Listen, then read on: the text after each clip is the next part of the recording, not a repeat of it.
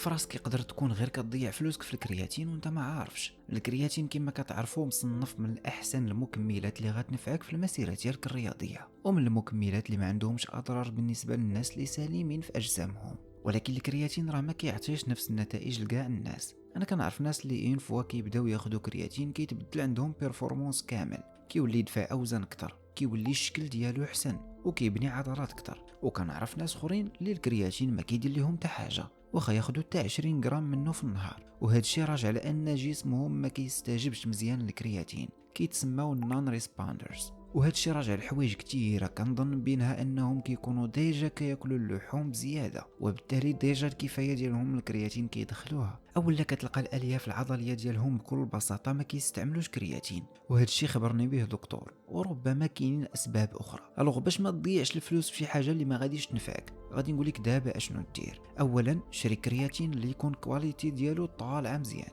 وكيدويو عليه الناس باللي مزيان. ثانيا غتحاول تعبر البيرفورمانس ديالك، يعني تشوف الاوزان اللي كتهز، شحال كتستغرق في اوقات الراحه، الوزن ديالك، الشكل ديالك الى اخره. واستعمل الكرياتين لمده شهر ونص حتى لشهرين مع ماكله مزيانه ونعاس مزيان وتدريب مزيان، وعاود عبر المسائل اللي ديجا عبرتي. الا لقيتيهم تزادوا عرف بلي كرياتين مزيان ليك، لقيتيهم هما فبلا ما تضيع فلوسك وجرب حوايج اخرى. كنتمنى نكون افدت. ها نمرتي ديال الكوتشين، وما بقى غير نقول لكم ذاتس ات. كان معاك يونس.